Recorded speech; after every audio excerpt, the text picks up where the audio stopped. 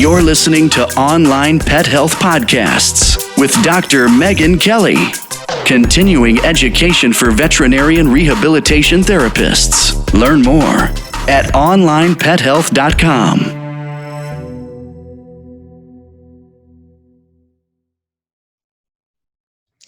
Hey Vet Rehabbers, it's the Veterinary Rehabilitation Podcast and I'm your host, Dr. Megan Kelly. Today I'm joined by Donna Wills and she's no stranger to the Online Pet Health Podcast. We chatted to her about doing physiotherapy and osteopathy on elephants. So for those of you guys who haven't listened to that podcast, it's absolutely amazing. So I'm going to put the link in the description. Welcome Donna, thanks so much for joining me. Hello, you're welcome. It's great to be here again. I'm really looking forward to it. Now, Donna, you never ever surprise me with all the things that you are able to do. So you are one talented person. So I actually follow Donna on Facebook, okay? So I'm a friend of hers on Facebook. And like every time I see a post of her, I'm like, no ways, how did she do that? Can she do that? And from circus stuff, no, I'm not joking, like backflips and crazy things and balancing on like tight ropes, to amazing baking she can do and crafts. She makes the most amazing things, like using products and all these different things. So Donna, you're amazing. And it was no surprise to me when we had a conversation about this, that this is something that you came up with and you used crowdfunding to help you in your business. So you amaze me, all the things that you do. And you know, because I comment all the time, I'll be like, what? That's amazing. Thank you. It's I do feel that the more you think, the more your mind just gets imaginative, and then you create something, and then you feel at the end of it like, whoa, I did that. And it's such a boost to you that your head just kind of explodes with more and more ideas. So I do think the more imagination you allow yourself to have, the more creative your mind then gets, and then the more you're able to think of. So it's a big roller coaster. So one of the challenges, obviously, as vet rehabbers have is that a lot of the equipment that we want is really expensive, you know, and I can think of one vet rehab in particular who's been trying to get a loan for an underwater treadmill. And depending where you are in your business and what a relationship you have with different banks, sometimes you can get a loan easier and sometimes you can't. So I mean, this is one of the big challenges that we have. And it's not just an underwater treadmill, it's a laser, it's a shockwave machine. All these different machines that we use and modalities are expensive. And so, I mean, I think most of the time we either are going to save up money and just buy it with cash, or we try and get a loan. But you came up with crowdfunding to help you in your business. So I want you to just share with everyone sort of like how you thought about that, and what led you into it, and a little bit about crowdfunding and how you actually achieved it. So we're going to run through a whole lot of questions, but let's start off with how you even thought about that. So I always had this burning idea in the back of my mind, because I like to do new and different things and have new little projects. And one of my projects in my head was that I wanted to do a DVD to teach people how to do basic massage in a safe way in the comfort of their own homes, from puppies. So from a young age, so that they could get get dogs used to being handled safely and confidently, get owners used to doing it. And then when we as rehabbers need to take on doing it more formally, then the dogs are already used to the process, the owners are already used to the process, and then we can just add to it rather than be teaching them from scratch. And so there was a million reasons to do this, but obviously trying to get the funding and get it off the ground was the tough bit, and so it was always holding me back. And I had my views on, I could have done a book, I could have done all these things, but I wanted it to be really visual. And so I took advantage when I was pregnant, basically, and sort of decided to do it in that gap in my life when I didn't have any patients at the time, when I had my young child. And I was able to sort of kick it off there. I'd seen crowdfunding a few places, and I was really inspired by it, largely because I'm no fan of banks, I'm no fan of loans, and I don't like how that makes me feel. But the crowdfunding system, it avoids banks, it avoids all that, and you are literally appealing to the public and appealing to the globe, to say, here's my thing, here's my idea, how, can you help me please? And everybody helps with the little tiny bit of their own money, whatever they've got free to give you, and it works on this amazing system. So that was the background behind where it came from. Yeah, it's amazing. So, I mean, people basically donate, and sometimes they gain from it, and other times they don't at all, right? I mean, so like there are different levels of donation. So you basically have an amount that you want. So let's say for you, for example, when you were putting together your DVD, you had an amount that it was going to cost you, and so you then put that amount onto the website, so one of these crowdfunding websites, and then you have to try and convince people to give you money to be able to create it. And I think that we're actually in a type of profession where I think it's actually quite easy to get people to give us money because people love pets. I mean, people love animals. And so if you're doing something that is helping the general good of animals out there and pet owners, then I mean, I would imagine I would donate to that. So there are lots of things about animals that I donate to. Whenever I see something with animals, I'm more likely to donate to things about animals than to things about people, to be honest. Exactly. And I think there are a lot of us like that if you're that way inclined. So you basically decided your amount, you put it onto the website, and then how did you convince them? What did you give them in return? Is there anything So that they got, or was it just like thanks? the great thing about crowdfunding is that you have to be incredibly organized because it only happens for a very short amount of time. So, Okay. so you make your plan. You have to decide exactly what you're going to do, how you're going to do it, and therefore, as a result, you are working out your costs. So the amount you decide has to be realistic. Because if you say £1 million, which might be realistic, it might be totally unachievable as well. Yeah. Don't get me wrong, I have seen projects that are for £4 million for like a Lido in London that was going to clear the Thames, and it was amazing. And I think they actually succeeded. So it's not impossible, nothing's impossible, but you want to make sure that you can achieve your amount, but also you need to make sure that that amount you've asked for is going to achieve your project, because if you achieve your amount and then you can't pull off the project, you let down all the people that gave you money. So you have to get the amount absolutely right. And convincing them involves things like I made a video, I explained everything that I was going to do for it and why and all the background. And so that was like my sales pitch to the globe. You host it on the site that you choose. I chose Kickstarter, and you have a little like a diary system as well. So as people sign up, they are constantly able to see how you're progressing, and so you keep writing down, this is what I'm doing, this is what I'm doing. And they do also, give you hints of what to do, and like they're very clever. They say no more than 3 email shots during a funding period, because obviously it's spamming and stuff like that. So they tell you how to not annoy people at the same time. But it is largely about being organized, and then you also just enjoy it. And that's right. The thing I found was that ultimately, if people believe in what you've got and what your idea is, they will fund you. And if they don't, then they won't fund you. But it also helps you to know whether or not your project is something that the public want. So I had some of mine were clients that funded it. Some of the money came from all over the world. And so some people I didn't know at all. Other people, most people were people I knew. And some people funded extraordinary amounts that I was just gobsmacked. But they all had different reward levels. So for £1, for instance, they would just you'd write down a happy, glowy feeling knowing that you've supported this project.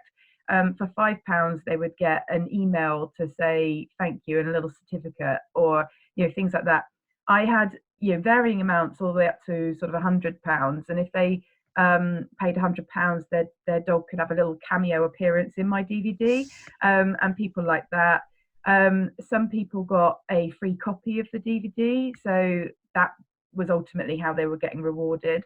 One of my clients actually went out and got it wasn't specifically because of my DVD, but she was like, right, I'm doing this, I'm getting my puppy, because she really wanted her puppy to be the puppy. And so that is the puppy that's on the DVD, which was so cute. And she's a very responsible dog owner, so it wasn't an issue. But that was how excited she was to be part of it. And she paid a lot of money to do that, which was quite shocking.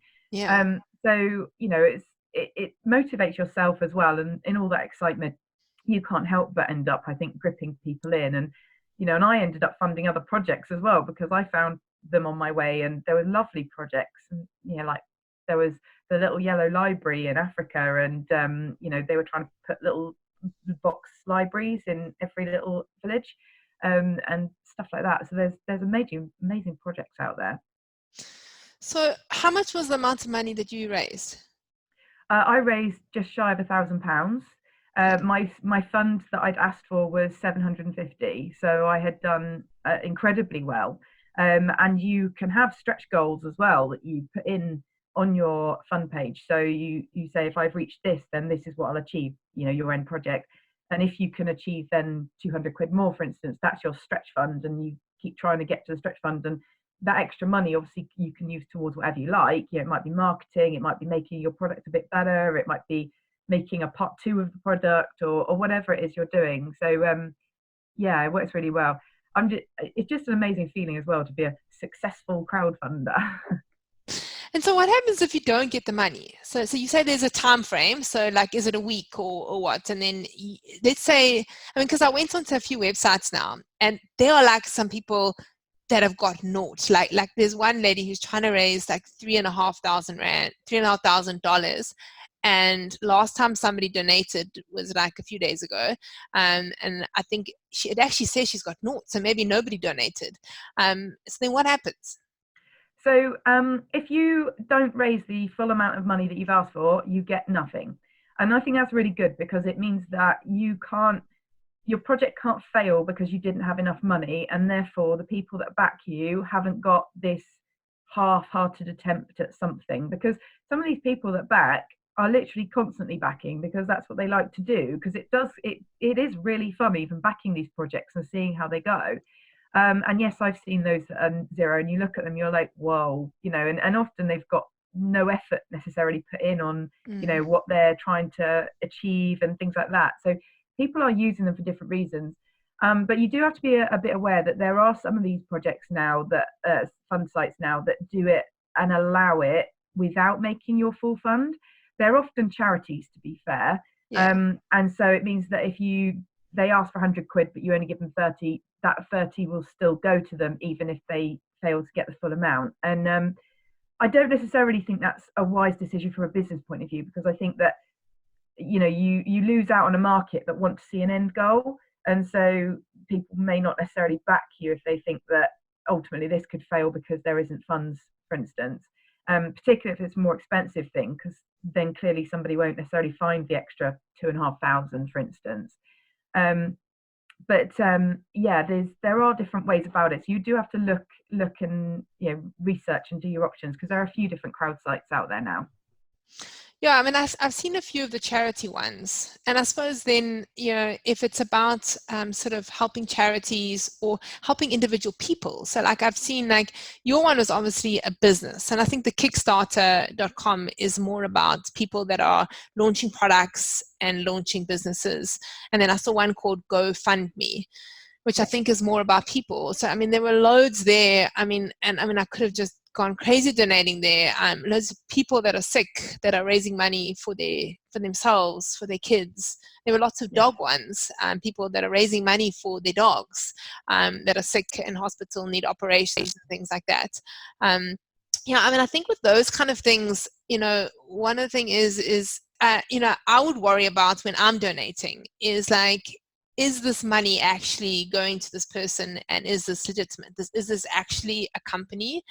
So I'm guessing that, like, for example, Kickstarter, they must do some checks. So is it as easy as just quickly plugging it into the website and it goes up? Do they check to see that you actually are creating a product? Because it's an opportunity to scam people, really.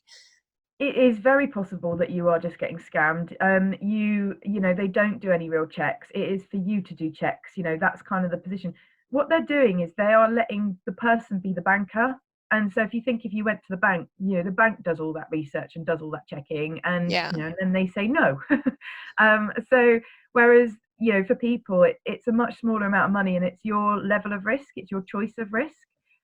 So in the same way that the bank says, I'm doing a zillion checks, and then they decide you're a high risk person, and then they're going to charge you £1 million of interest.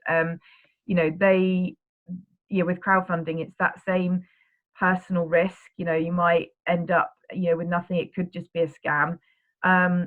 but that's your personal choice as to what you think you're going to do. And so if you look, there will always be a link to someone's website and all that sort of thing. So you can generally find these people. And, often once you do your research, you find out that they haven't come from nothing. And to be honest, certainly with the videos, a lot of them have got a prototype that they're showing, and that probably have not cost a tiny amount. Often they've done the prototype and they are waiting for the funding to make the end product. So it just does depend. And also, like I say, most of the funding will come from your clients and your family, friends, people that you've connected to. So they will know that you're not a scam. And then once that fund level goes higher, then more of the general public start to get involved as well. So because I guess they can see that there's obviously some background there. So it's very much a networking thing. I love the part of the social proof, because like if you have this concept or this idea and then you put it out there and people start supporting you, then you know that it's something that they want. So I mean, just thinking now for a vet rehabber, let's say you're in an area, there is no underwater treadmill, maybe you're doing physio, but you don't have any hydrotherapy, and you want this underwater treadmill. You put it out there to say, like, help me basically get this underwater treadmill. And people that are pet owners that want this service in the area are going to put their hands up and say, yes, I'll help you. And even if it's just, maybe just to get the deposit on your loan. So like maybe you need a 50,000 Rand, I'm talking in Rand now because that's what we use in South Africa, deposit, and maybe that's what you need in order to get the loan. You could use that to crowdfund, and by all those people putting their hands up, it's saying, hey, we want this service. And it makes you think like, okay, like I can do this. And if I'm going to do it, it's going to be successful because the people out there want it. Exactly. I mean, quite a lot of musicians are using it now to even pre-sell their single before they produce it. Yeah. So I know that UB40, I think, did one. So like they're obviously quite a retro band. So yeah, I mean, and that can be part of like, your reward system as well. So you could be that you gave them a lifetime membership to your pool and gave them a 10% discount on all swims forever as a result of doing, so I'm just guessing out the top of my head there, Yeah. There's a million ways of, convincing them that it's a really good idea to support your project, and, help you, get to where you need to go. You do have to just be imaginative at this point and just decide, how can it be? I mean, people do love the face thing because maybe you haven't got a logo yet. Maybe you want your dog as the face of the back of the pool, the backsplash, or something like that. So there's a million like ways of trying to inspire people that just want to be seen, and particularly people do love pictures of their dogs in places and they get very proud, and then they start taking pictures of that and telling all their friends, and then they get excited and get involved as well. And like I say, it's an opportunity to feel like a businessman. So yeah, it's really good. It's really exciting. Yeah, I mean, I love that idea of you offering a cameo appearance. And yeah, like you say, like in the underwater treadmill room, you could have like one whole wall that has like a picture of the dog that's the first dog in the underwater treadmill, and somebody could pay for that. And you're right, there are people that will pay for that. They love that kind of stuff. Get the newspaper people there to take a picture of the first time the dog goes in the underwater treadmill and make a big thing out of it. Exactly. In fact, actually, yeah, to be the first dog to go in that treadmill, that would be pretty amazing. So that would be quite a thing to pay for. So yeah, exactly. There's so many ideas. It's just, they just ping. So what was the most that somebody paid you? 130 quid, I think, was the most I got. And yeah, she got everything. Oh, that was the one who got the puppy in the DVD as well. So so yeah, she also provided the puppy. So yeah, it was. And were there amazing. Lots of like £1? There wasn't actually that many £1 actually. I think there was quite a few £5 and £10. I was quite surprised that Old Bosses even funded it. That was surprising for me. I was like, oh, hello. So that was quite nice. And so, because I had like, I did a credits thing. So I had a few businesses that were able to fund it for 20 quid. They were able to have their business logo on the credits. and on the inside slip and stuff. So people do love names in places. I did see there was a housing project where they printed people's names of who funded on the bricks made on a house. Oh, okay. Yeah. So Oh, that that's was quite cute. clever. So Yeah. yeah, there's so many ideas. Your head just, like I say, it just explodes. It's amazing. What I also love about it is it's actually a great marketing opportunity because Yes, you're sharing this and obviously saying, this is what we're doing, in a way that's obviously getting community and getting support, and other people who may be donating or sharing it. And so your name is getting out there and what you're doing is getting out there. So at the same time you're raising money, you're actually marketing, aren't you?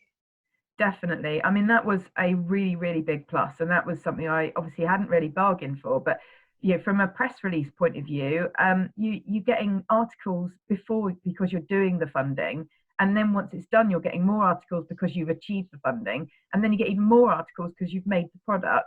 And then in all that time, you're constantly saying your business name over and over and over again because you're the business and you're the name behind doing it.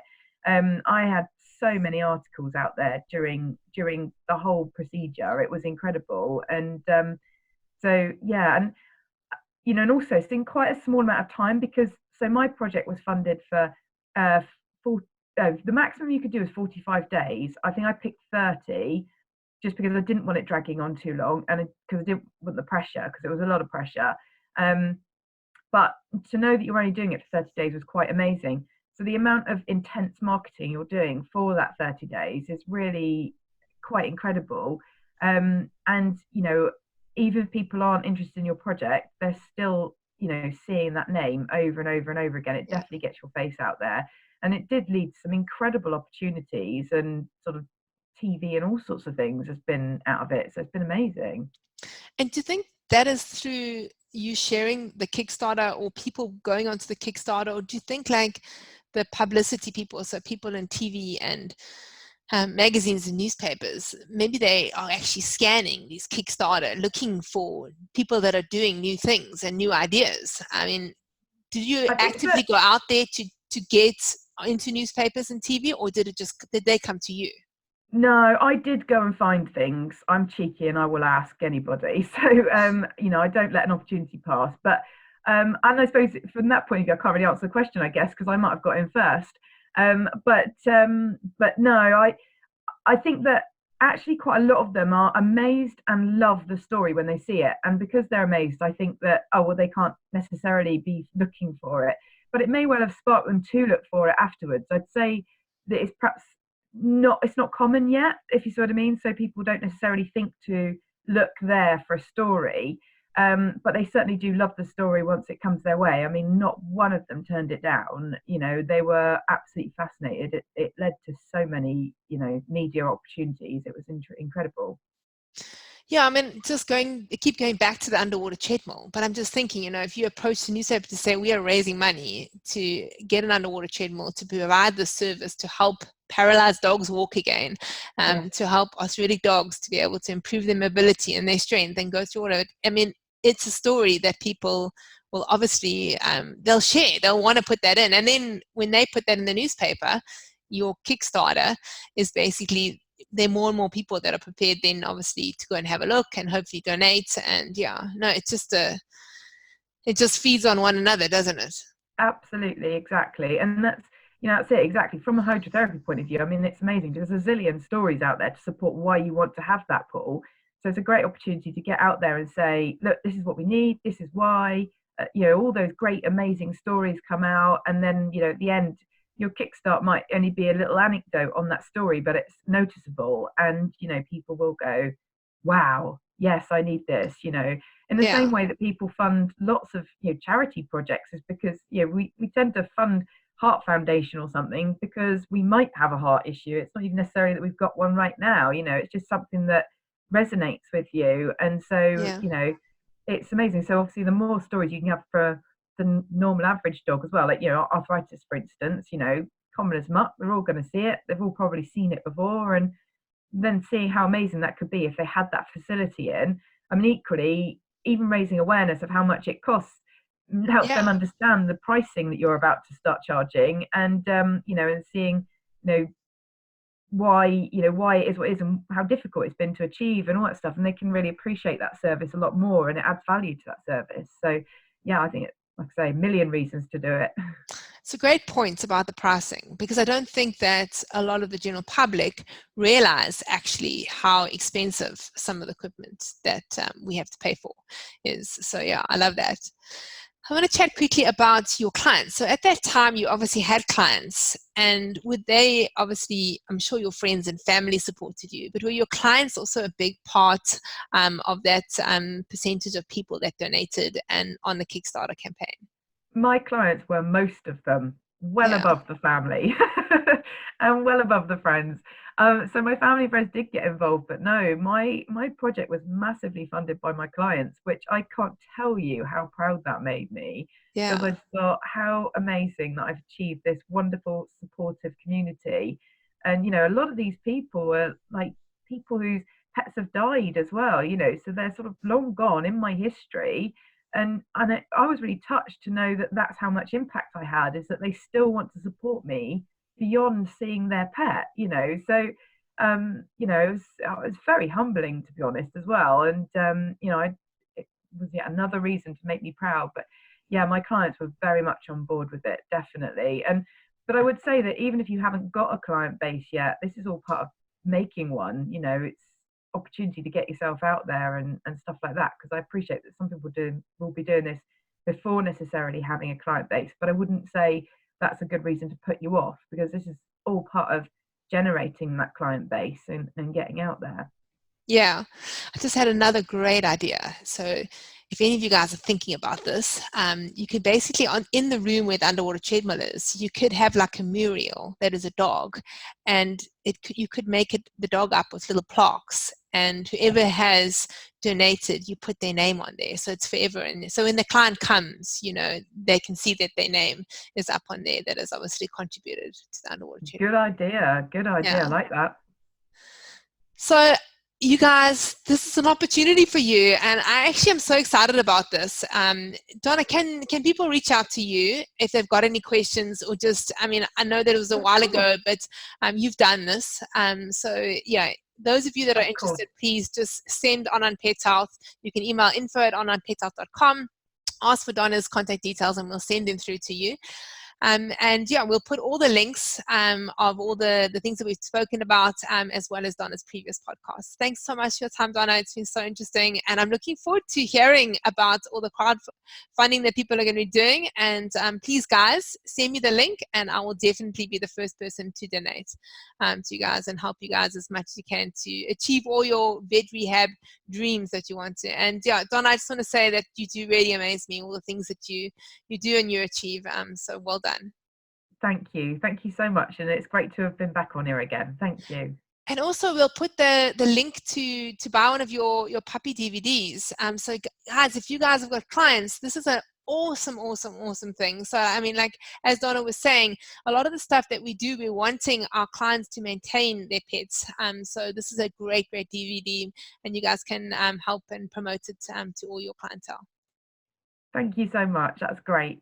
Awesome. Donna, have a great day. Cheers, guys. Bye. Vet Rehabbers, for more information on how to take your career to the next level, go to www.onlinepetshealth.com. Please don't forget to subscribe to my podcast so you'll get notified. I'm here every single week talking to vet rehabbers from all over the world, learning, and I would love you to join me. Hope you have an awesome day further. Cheers for now.